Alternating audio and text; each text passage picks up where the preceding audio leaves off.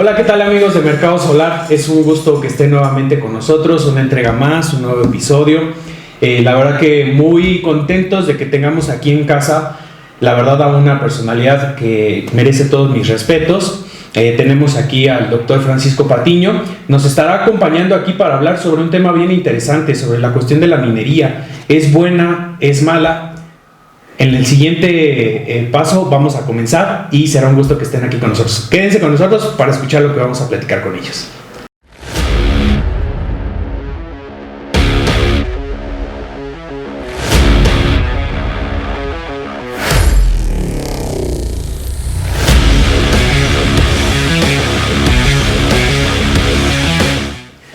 Pues bien, pues es un gusto darle la bienvenida aquí al doctor Francisco Patiño. Ahorita voy a hablar un poquito como de su currículum. Le doy la bienvenida a mi compañero Oswey Bautista. Hola a todos. Y pues bueno, doctor, un gusto que esté aquí con nosotros y pues bueno, darle la bienvenida aquí a su casa, Mercado Solar. Muchas gracias, Fran. Muchas gracias, doctor. Pues bien, les quiero platicar algo muy interesante. El doctor Francisco Patiño es doctor en metalurgia, sí, en metalurgia, sí, en metalurgia, y a su vez también él pertenece al Sistema Nacional de Investigadores. Nivel 2. ¿No? En el nivel 2. Y pues bueno, ¿cuál fue nuestro objetivo de invitarlo aquí a participar con nosotros? El objetivo de hacer este tipo de episodios, Oswey, es con el objetivo de que la gente se involucre, no nada más en el sentido de la cuestión de la energía, sino también en el sentido de conocer todo lo que sucede en nuestro entorno dentro del planeta. Sí, es todos los temas que envuelven, no solamente energía, ¿no? Sino todo el tema de sustentabilidad y todo nuestro entorno. Claro, y pues bueno, ha sido un gusto que el doctor haya aceptado el que esté aquí con nosotros en el programa, sobre todo para que ustedes escuchen de viva voz lo que está sucediendo. Aquí la parte, y vamos a empezar a desmembrar este asunto. Doctor, ¿la minería es buena, es mala para el planeta actualmente? Es buena y es mala. Es buena porque genera empleo, genera riqueza y de alguna manera alivia los problemas de la pobreza que tenemos en un país del tercer mundo como es México. Y es mala porque sigue contaminando. Para México es muy mala porque las tecnologías ya muy atrasadas, muy contaminantes, son las que se están imponiendo en todo nuestro territorio nacional y contaminan de manera bárbara. Ok, doctor. Hay algo bien interesante. Nosotros no nos dedicamos a estigmatizar cualquiera de los ramos o cualquiera de las industrias. Sin embargo, vemos un tema preocupante. Doctor, platicábamos en la cuestión de la pausa.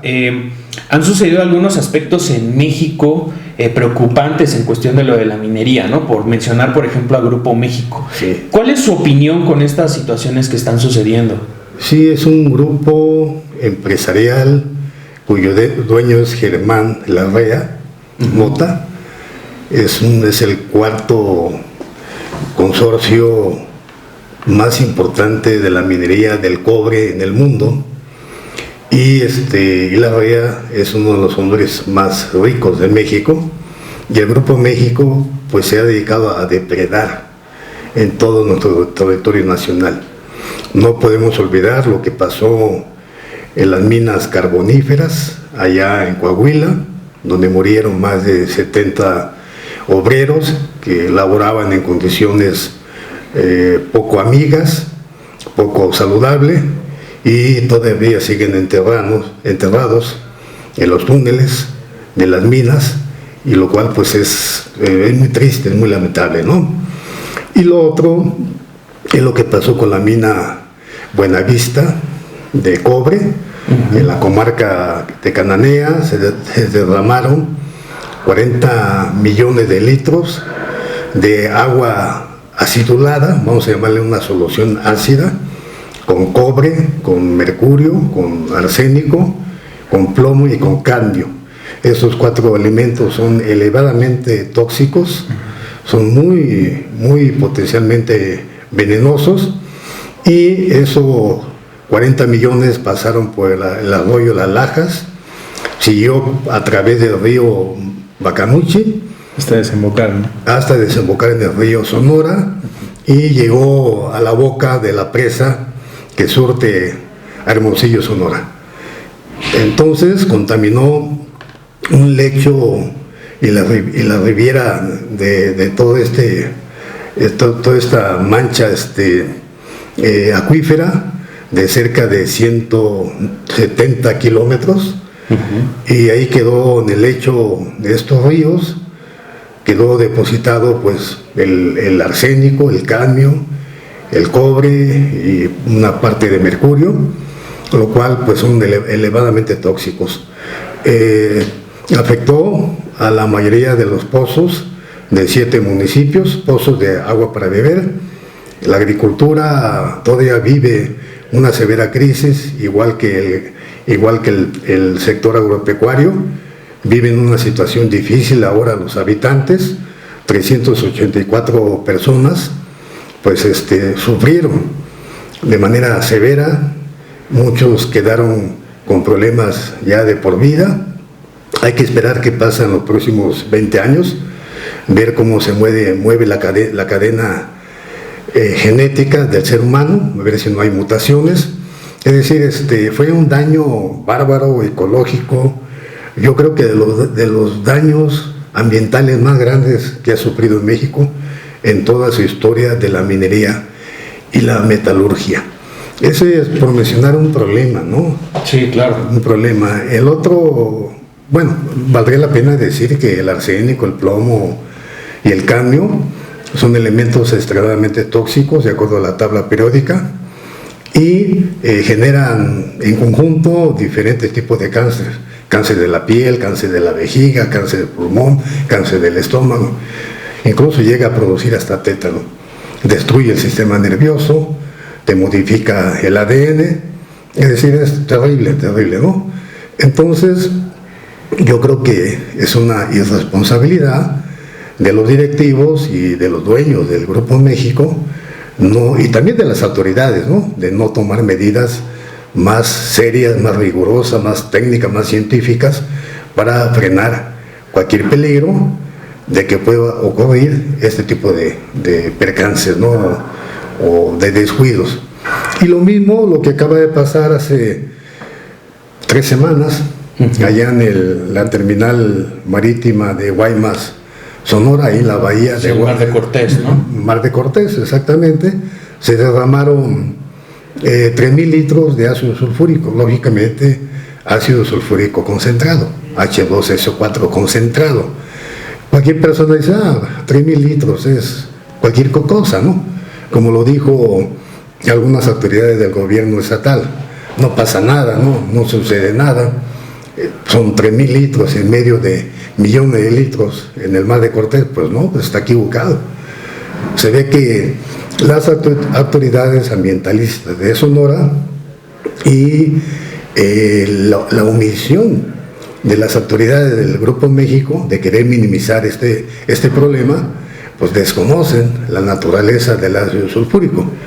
Para que el auditorio tenga una idea del daño que puede causar, si se coloca, por ejemplo, 2 gotitas, microgotitas de ácido sulfúrico en 1 litro de agua, pues el agua va a pasar su pH neutro de 7, va a pasar a 1 o a 2, lo cual es un agua ácida. Y si 3.000 litros se vertieron en el Mar de Cortés, pues muchos kilómetros a la redonda fueron afectados. Seguramente la vaquita marina también fue de las afectadas, fue afectada, si de por sí ya está a punto de desaparecer. Además afectó a la pesca porque el mercado norteamericano no está aceptando mariscos, por ejemplo, de esa zona. Entonces, pues todo esto tiene que ser reparado.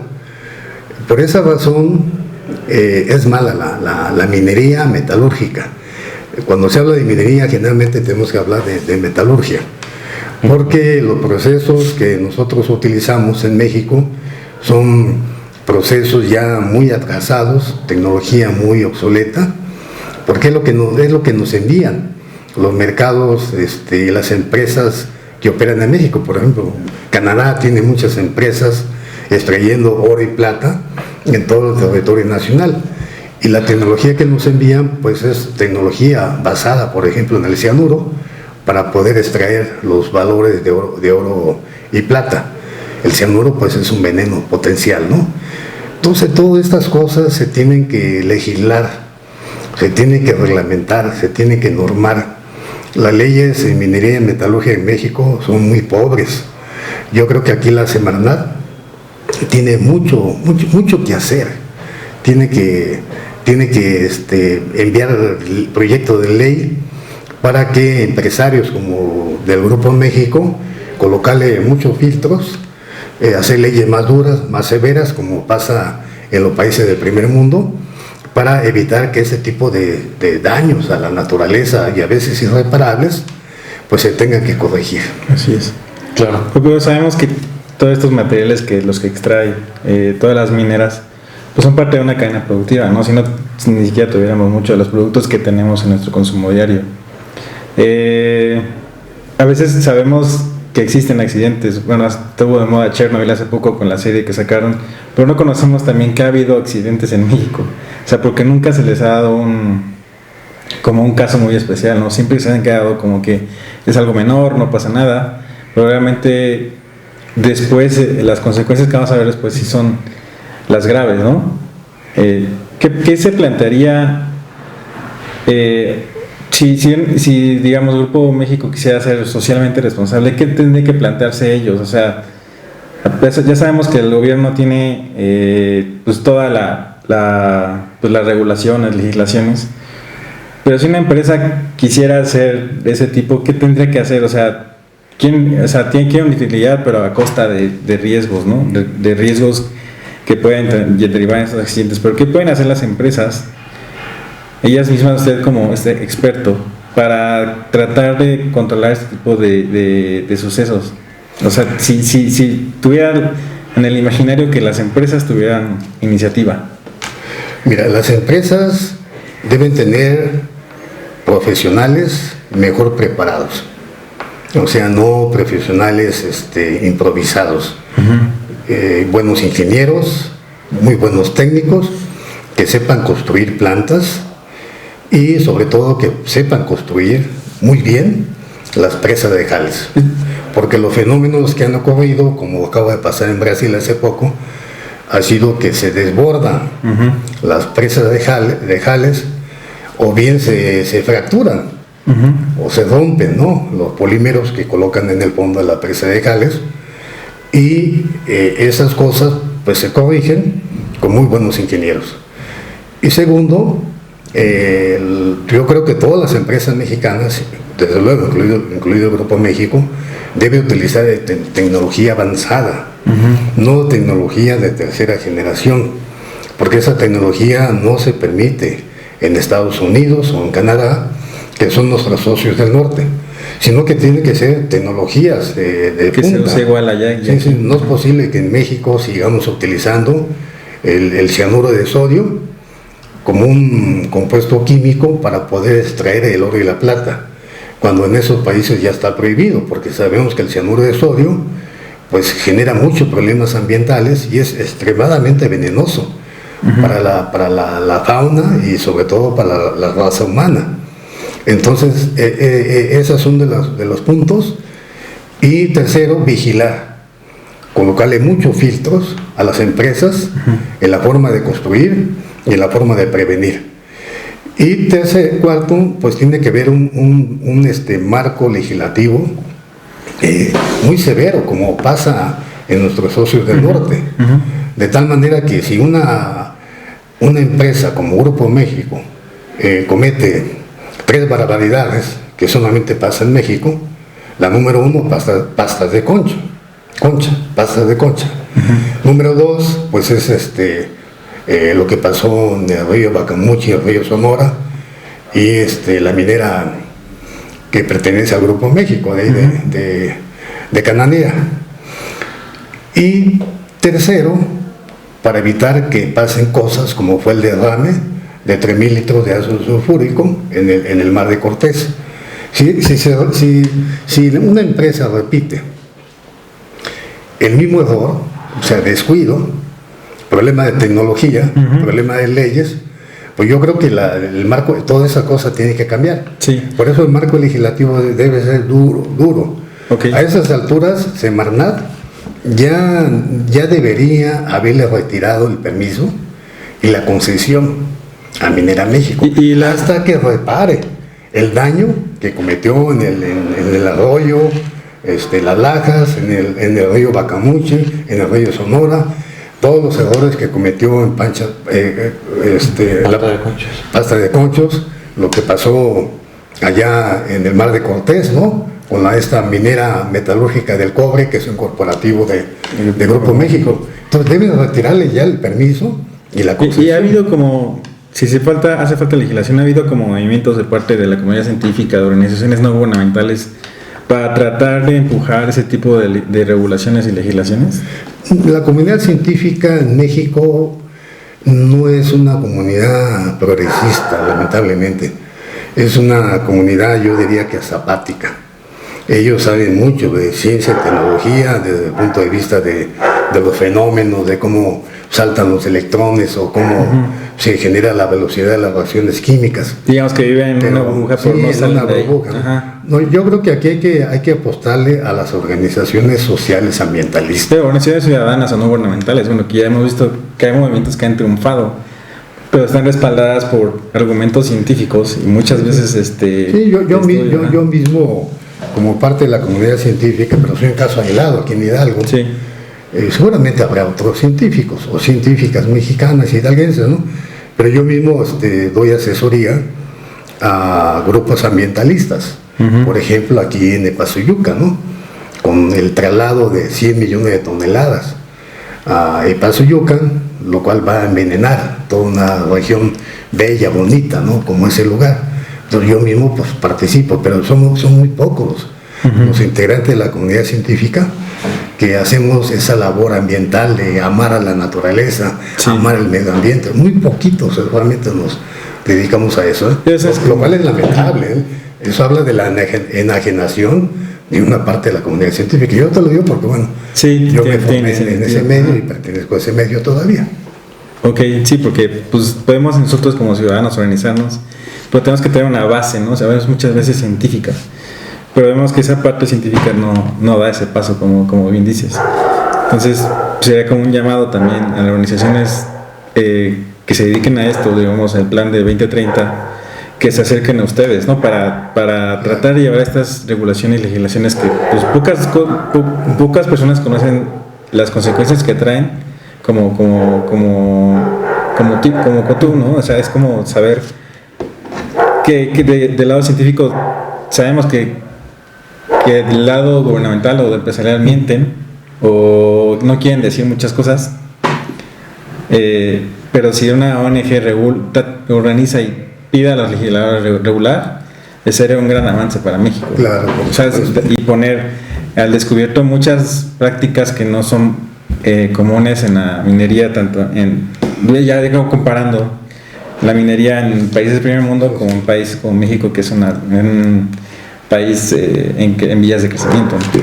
Por eso es muy importante que la Semarnat, que pertenece obviamente al gobierno federal, es una secretaría de Estado, sus integrantes, sus ingenieros, sus técnicos, etcétera, etcétera, pues deben ser personas destacadas, deben ser científicos de muy buen nivel, gente muy bien preparada, y no estar integrada por una burocracia que no contribuye, que no tiene conocimientos, que no hace nada, ¿no? Y eso es muy importante porque si se quiere adecuar el marco legislativo, pues lógicamente ese marco legislativo podrá aplicarse siempre y cuando exista gente bien preparada, con principios y con ética. Entonces, un llamadito a la Semarnat para que... también a la ciudadanía, ¿no? Para que también conozca toda la consecuencia que trae esto, o sea, no nada más ahorita, en un futuro. Sí, gobierno y gobernados, ¿sí? Para que pongan atención, pero mi punto de vista es que el Grupo México debe ser sancionado severamente. Eso significa quitarle el permiso o retirarle la concesión hasta que resuelva el problema, porque además hay fraude. Se forma un fideicomiso del río Sonora y se le entrega un poquito más de 2,000 millones de pesos. De esos 2,000 millones de pesos se aplican 1,000 millones, que no está claro cómo lo aplicaron, y los otros 1,000 millones que era para reparar el daño ambiental y de salud humana y todo eso, pues esos 1.000 millones ya no aparecen. Claro. Imagínate, es una barbaridad.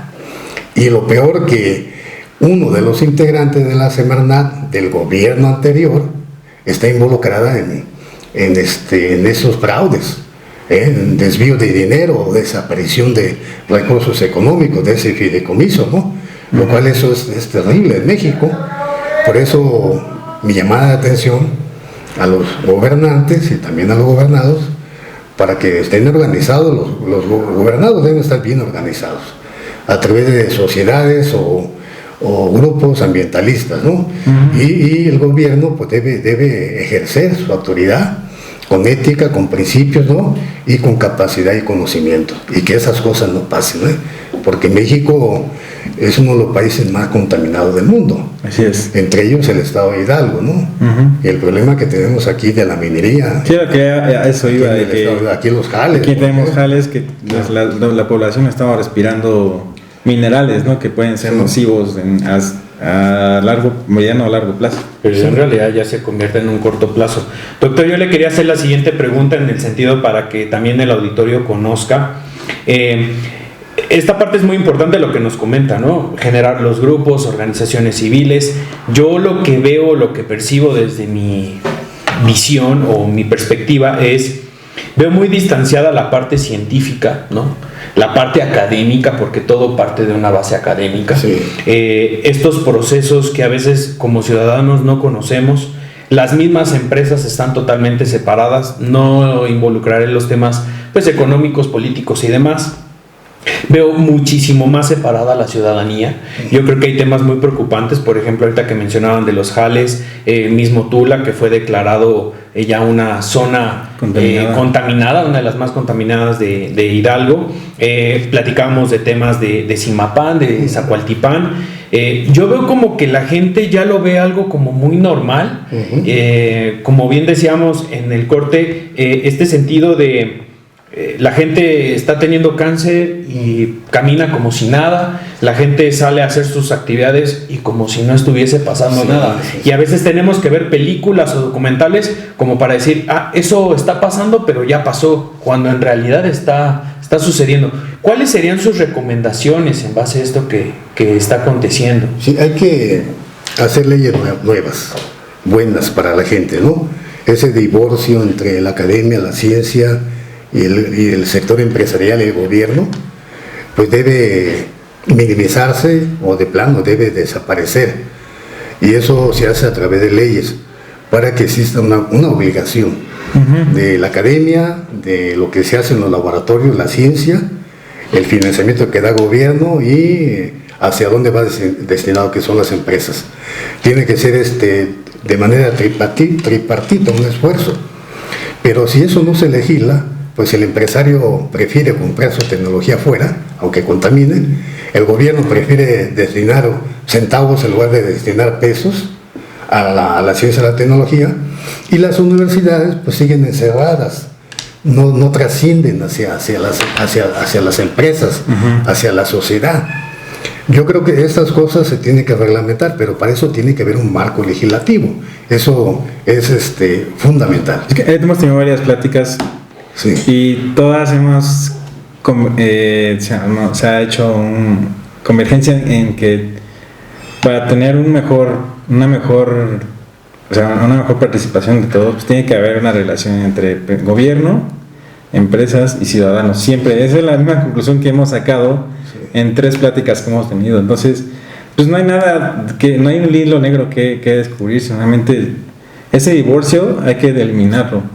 O sea, de parte de toda ciudadanía, incluyendo comunidad científica, organizaciones no gubernamentales, ambientalistas, ese lazo se tiene que volver a unir, ¿no? No tenemos que estar separados, y como dices bien, cuando la gente no se da cuenta, porque a lo mejor no es tangible, porque si vemos que pasa un terremoto, pues ves el desastre, pero como no es un desastre y es invisible para ti, o no estás tan cerca de ese punto, pues no te das cuenta o no quieres darte cuenta, ¿no? O no te quieres informar, pero cuando lo ves ahí, que ya está, la gente es cuando empieza a tomar acción. Pero si ve algo que algo destruido así visualmente, empieza a hacer las cosas, pero cuando no lo ve, pues no hacemos nada. Sí, el terremoto, ¿no? Pues genera un problemón serio, como pasó no hace muchos años, y acaba de temblar hace poco en la Ciudad de México. Sí. Y increíble, las alarmas nunca se encendieron. Pues bueno, ¿qué fue lo que ocurrió ahí? Y la excusa es que las alarmas estaban colocadas allá por Guerrero, ¿no? Pero en la Ciudad de México no tenemos alarmas. No están los sensores. Digo, sí, pero no el mecanismo, vamos, para poder detectar, ¿no? Que hubo un temblor de escala 1, 2, 3, no importa. Pero las alarmas debieron haberse encendido, ¿no? Entonces hay un problema de tecnología, hay un problema también de responsabilidad de los gobernantes, ¿no? Por actualizar la tecnología que tenga que ver con ese tipo de cosas, ¿no? Ese tipo de fenómenos.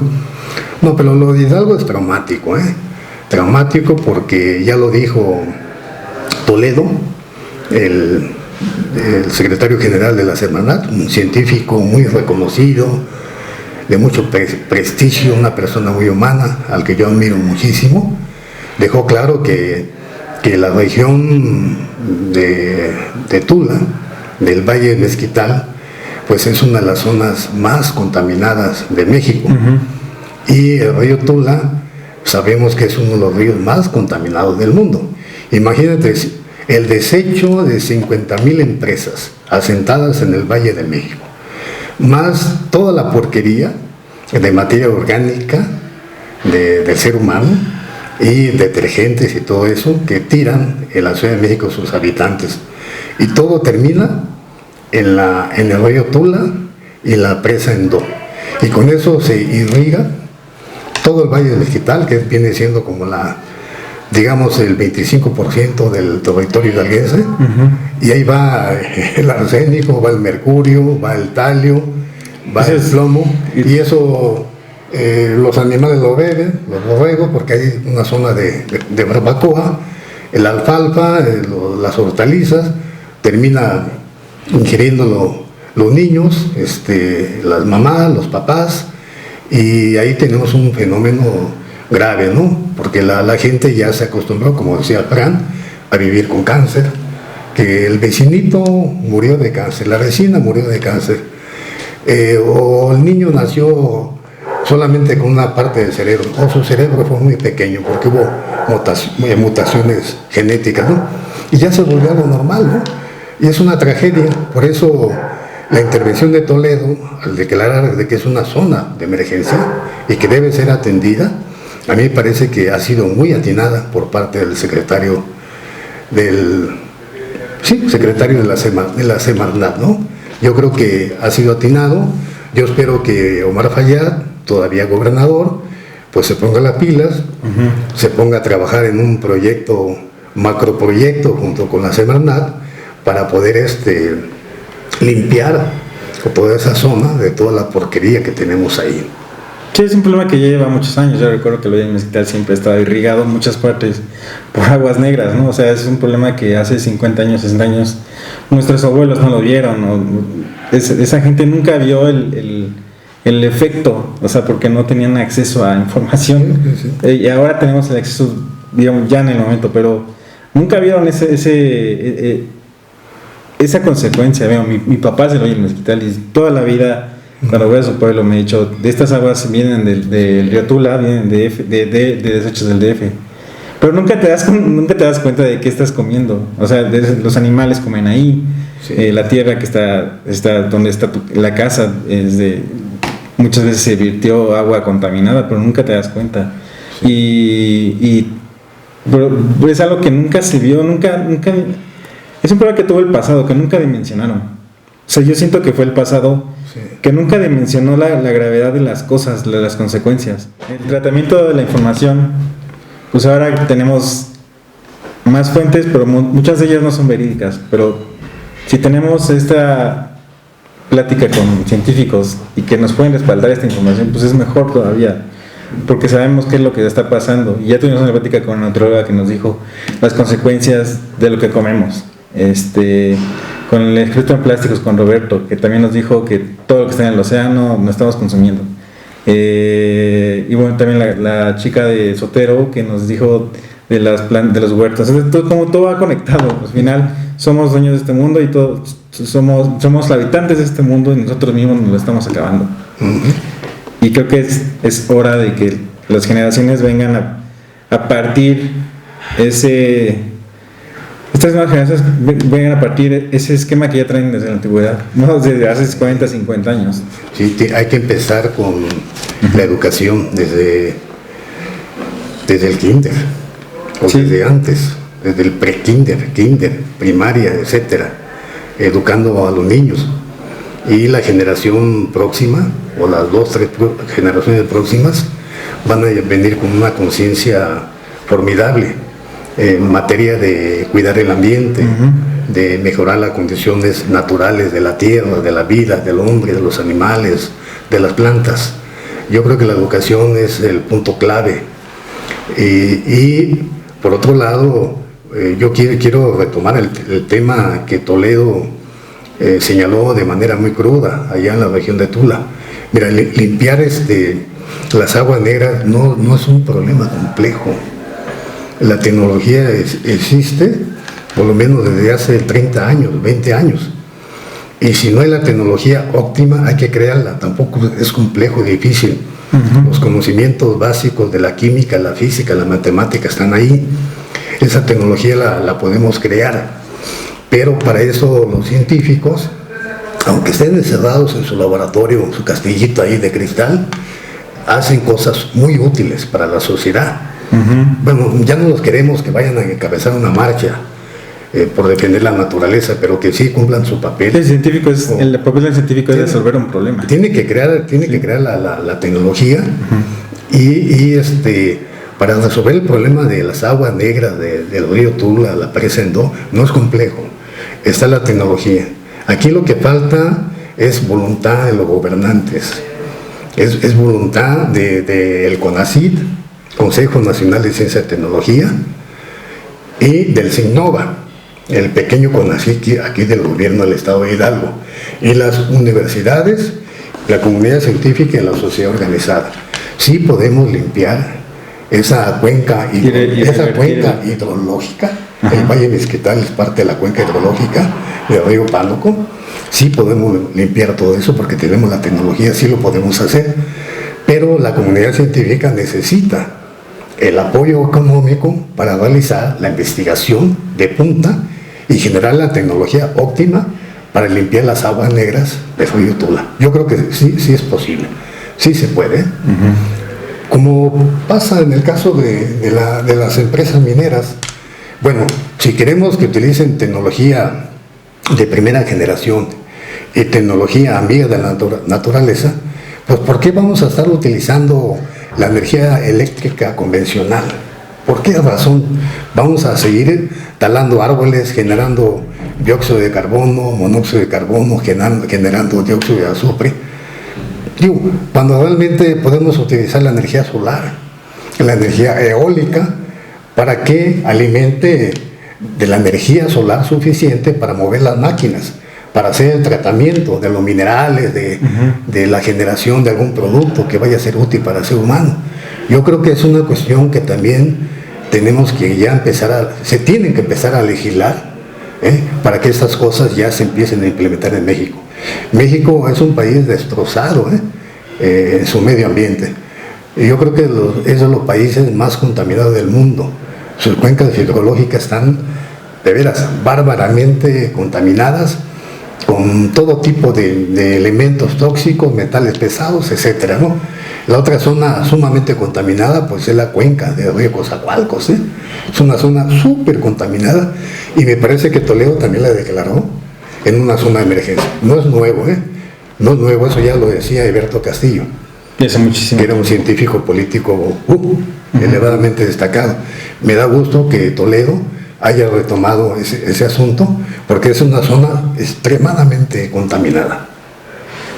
Pues efectivamente, yo creo que volvemos todo a hilarlo, ¿no? Es participar y no solamente que esperar a que alguien haga algo, ¿no? Es envolvernos en esos temas abrazarlos y a tomar acción. Yo por aquí fomentamos mucho la cultura de ser más ecológicos, tomar acciones. Son muchas cosas las que podemos hacer, pero pues poco a poco podemos ir cambiando las formas de hacer todo y romper paradigmas que tenemos hace mucho tiempo, ¿no? Estas generaciones vienen con más fuerza, sí, y con más apertura. No sé qué opinas, Fran. Sí, claro, pues digo, la verdad a mí me ha dejado asombrado, doctor. Yo la verdad le agradezco, es un experto en la materia. Realmente nada como hablar con alguien que sabe del tema, da los datos duros, sabe específicamente. Digo, yo la verdad esta cuestión como del río Tula al río Pánuco, siendo uno de los 2 ríos más importantes, sí, está dentro del tercer río más importante del país, y pues bueno, es preocupante, ¿no? Digo, yo creo que habemos personas y empresas que nos estamos ocupando por hacer un mundo mejor, pero es preocupante a la vez porque yo veo a las personas muy estáticas, no le voy a llamar desinteresadas. Entiendo que en el país hay un movimiento como de desgaste social, ¿no? Pero yo creo que ese desgaste social lo debemos de hacer a un lado, porque doctor, la premisa sería la siguiente: ¿qué país le estamos dejando a las siguientes generaciones? ¿No? ¿Qué país van a recibir los hijos de los hijos de los hijos? Porque en realidad está un tema en México del sargazo, ¿no? Que para algunos lo ven como un tema más político que netamente un tema ecológico. Pero pues no nada más es el sargazo, ¿no? Es la cuestión de la minería, esta cuestión, no sé cómo llamarle, doctor, estas placas de lodo que se están haciendo a través de compendios de cosas que llegan a través de la minería, y cómo vamos a trabajar esos proyectos, ¿no? Sí. Ese lodo trae demasiados químicos y estamos acabando con el propio campo, ¿no? Sí. Sí, vamos a dejarle, así como vamos, el pronóstico no es nada positivo. La misma ONU lo ha dicho, que tenemos hasta 2030 para hacer algo. Sí, tenemos un México con ríos contaminados, pero extremadamente contaminados, mares, lagunas contaminados, bosques destrozados, desertificación acelerada, pérdida de la capa forestal en este siglo de un 100% que teníamos a un 20% de la capa forestal de México. O sea, un desastre. Ese es el futuro que le estamos dejando a las generaciones próximas, ¿no? Así es. Y bueno, lo que decía Fran, de lo que pasa en Molango, en Xocualtipán, y en esa zona de Tlanchinol, o Tlanchineblas, como le decimos aquí en el estado de Hidalgo. Ahí tenemos el 4º depósito de manganeso más grande del mundo. Uh-huh. Una riqueza inmensa que tenemos ahí. El manganeso es un elemento químico importantísimo en la industria del acero, por ejemplo. Tiene muchas aplicaciones, ¿no? Y todo el polvo del manganeso procesado termina en los lechos de los arroyos, en los lechos de los ríos, de esa parte de la sierra y de la Huasteca, y la capa de ese lodo va aumentando, por lo tanto le va ganando espacio al agua, uh-huh, al volumen que tiene el volumen original del río, uh-huh, y eso le quita oxígeno a la flora, a la fauna acuática, uh-huh, de esa zona hidrológica importante que tenemos en la sierra y la Huasteca, y eso afecta severamente pues la vida humana, la vida animal, la naturaleza en general. Y pues es mal asunto porque hay un envenenamiento de esa zona muy importante, también muy contaminada, donde tenemos que poner atención. Así es. Ese es un tema también federal. Yo espero que la Semarnat, Toledo, se eche un vistazo por ahí, y lo mismo Omar Fayad, ¿no? Que se haga de gente experta con conocimientos en el tema para que le abra los ojos y se pueda poner un remedio a esa parte de la sierra y de la Huasteca. Excelente, doctor. No, pues la verdad que agradecemos mucho el que esté aquí acompañándonos con nosotros. Yo creo que nos podríamos quedar todo el día hablando sobre todos estos temas. Lo más importante va a ser la retroalimentación de las personas, las preguntas que nos hagan hacer llegar. Doctor, comentarle, escribe algunos artículos, ¿dónde los publica? ¿Tiene algún blog personal? Si hay alguna inquietud de las personas, ¿cómo lo podrían contactar? Si nos puede compartir. Yo todavía, a pesar de que estoy jubilado por la Universidad Autónoma del Estado de Hidalgo y soy profesor invitado de la Universidad Politécnica Metropolitana de Hidalgo, sigo publicando revistas científicas de fuerte impacto. Todavía lo sigo haciendo porque yo a lo largo de mi vida formé muchos recursos humanos de muy buen nivel académico, doctores, especialistas en el tema de la velocidad de las reacciones químicas, de cinética heterogénea, y ahora yo de alguna manera sigo colaborando con esos grupos de científicos que están en mucha parte del país o fuera del país, y con ellos pues yo sigo publicando, ¿eh? Todavía me consideran para que yo a veces les revise algún artículo o simplemente escriba alguna parte del artículo, y bueno, yo desde luego llevo mis méritos, pero son revistas muy especializadas que lo lee la gente, los científicos, que es una comunidad muy pequeña en temas específicos que circulan por todo el mundo, ¿no? Lo mismo lo puede leer un japonés, que un africano, que un mexicano, ¿no? Etcétera, ¿no? Perfecto. Pues ya lo pueden encontrar en ese tipo de revistas. Sí, vamos a ver la forma de que se pueda ver, de que se pueda compartir cualquier cosa. Veremos, de acuerdo a las inquietudes que exista por parte del auditorio, pues bueno, hacerle llegar el contacto al doctor o ver la forma de que el doctor pueda compartirles aún muchísimo más conocimiento. Si lo quieren llevar a alguna universidad, si necesitan alguna charla, yo creo que el doctor tiene toda la disposición. Sí, con mucho gusto, estamos dispuestos. Muchas gracias. Excelente, doctor. No, pues muchísimas gracias. La verdad que ha sido una plática bastante nutritiva, de muchísimo conocimiento. Yo creo que en una próxima, doctor, nos va a tener que acompañar ya para ir viendo lo que sucede para el año 2020 o cómo generar una agenda para el 2020, porque no es nada más de tocamos hoy el tema, ver qué más podemos desenvolver, porque creo que también podemos ser un vínculo bastante interesante entre la ciudadanía, entre los estudiantes, entre la parte académica, la parte científica y los mismos gobiernos. Y pues bueno, os voy a agradecerte que estén aquí con nosotros, doctor. Gracias. Agradecerle que haya estado aquí con nosotros, y pues nos vemos en la siguiente entrega. Y pues bueno, no se pierdan algunos adelantos que vamos a tener para los siguientes episodios. Que estén muy bien y un saludo a todos. Chao, adiós.